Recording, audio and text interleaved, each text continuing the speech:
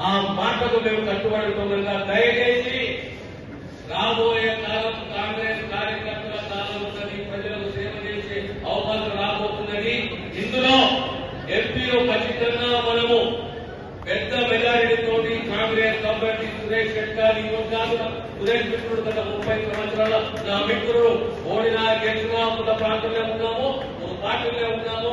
ఈ రోజు అందరూ కలిసికట్టుగా సంజీవ్ రెడ్డి గాని, ఉజ్వలే గాని, నీలవ రామకృష్ణారెడ్డి గాని, అందరూ చంద్రశేఖర్ గాని, మధురే గాని, అభ్యుదరే గాని, శ్రీనివాస గాని, మా హనుమంతుల సమస్య గాని, ప్రతి అందరూ కలిసి కట్టుగా కాంగ్రెస్ గెలిపించే దిశగా ఆ ప్రయత్నము మా కృషి ఉంటుంది.